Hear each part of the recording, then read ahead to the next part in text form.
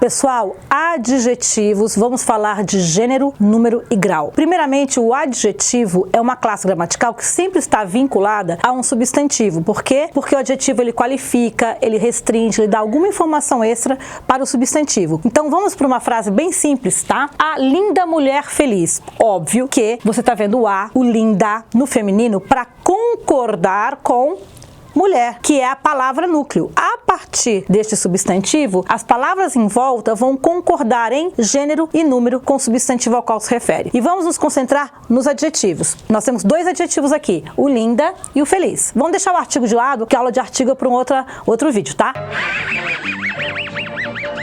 Então vamos pensar só no adjetivo. Linda mulher feliz. Pensa bem, do ponto de vista do gênero, que nós temos masculino, feminino e também há palavras que não tem nem o feminino nem o masculino. Por exemplo, é a palavra feliz. Pensa bem, a palavra feliz nas duas frases, já vai olhando aqui a outra frase que eu coloquei com masculino. O lindo homem feliz. Você vai perceber que esse adjetivo é inalterado, né? Ele está inalterado. Por quê? Porque ele é uniforme quanto ao gênero. E isso é cobrado no Enem, fica atento. Quando o adjetivo não muda de gênero, ele é chamado de uniforme quanto ao gênero.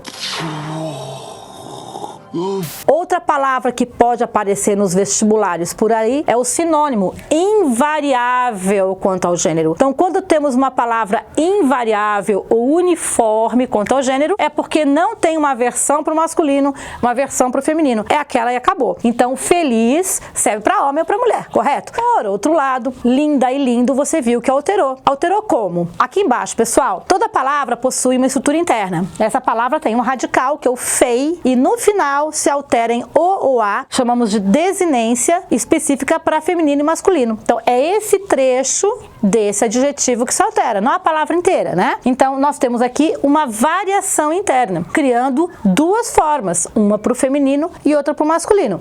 Quando acontece uma situação como essa, chamamos de adjetivos biformes quanto ao gênero, ou também chamados de adjetivos variáveis. Resumo da ópera, tá? Adjetivo quanto a gênero, ou ele vai realmente ter uma versão para o masculino, uma versão para o feminino, e quem vai decidir isso é o próprio substantivo no qual ele se gruda.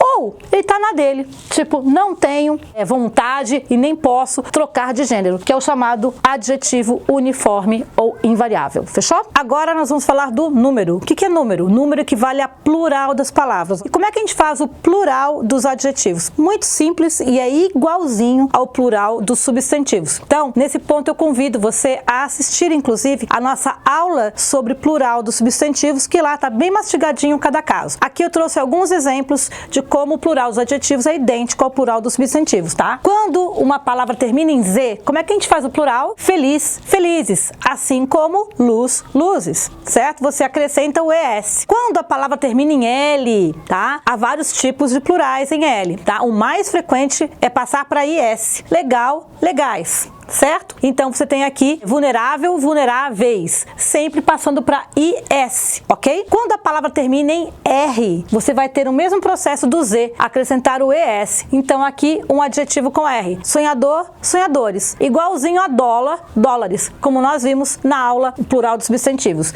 E também igual ao substantivo se a palavra terminar em M, óbvio, que você vai transformar isso em NS. Então ruim, ruins. E por fim, se a palavra terminar em vogal, aí talvez seja o caso mais simples de todos, você só acrescenta o nosso famoso S, desinência indicativa de plural. Fechou, pessoal? O grau dos adjetivos pode ser dividido em dois grandes blocos. Vem comigo, pessoal. O comparativo, a ideia de comparar, e o superlativo, a ideia em que você não compara, apenas fala que é muito ou pouco. Vamos começar com o comparativo. Como o nome já diz, o grau comparativo compara. Então eu peguei um adjetivo, que é o adjetivo veloz, e nós vamos fazer a estratégia de comparação. Por exemplo, imaginem um carro, o meu carro com o seu carro. Meu carro é mais veloz do que o seu carro. Meu carro é tão veloz que o seu carro, ou quanto o seu carro. Meu carro é menos veloz do que o seu carro. Então, o que a gente está fazendo aqui? A comparação da intensidade de velocidade de um carro em relação ao outro. Por isso chamamos de grau comparativo. E tem uma formulinha. Mais do que, menos do que, tão que ou tão quanto. Então, quando for mais do que, comparativo de superioridade. Quando for menos do que, comparativo de inferioridade. E quando for igual, comparativo de igualdade. Então, você tem aqui uma situação em que se compara uma qualidade em relação a dois objetos ou a dois substantivos. Isso que chamamos de comparativo. Mas eu posso simplesmente dizer que o meu carro é muito veloz.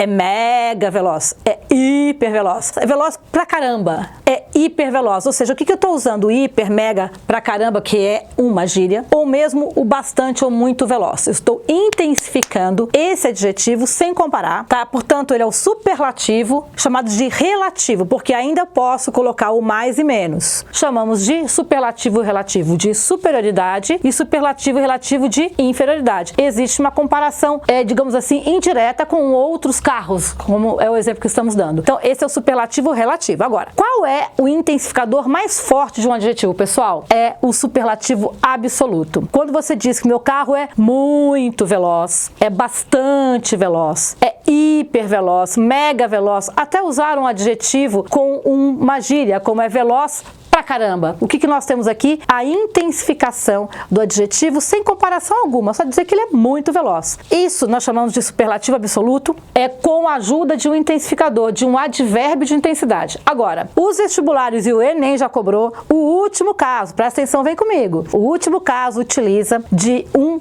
sufixo íssimo. Meu carro é velocíssimo. A prova foi dificílima. A aula foi facílima. Aquela aluna é bonitíssima ou bonitérrima, professora? Entende? É o bonitíssima. Mas existe o sufixo érrimo, que também às vezes é utilizado.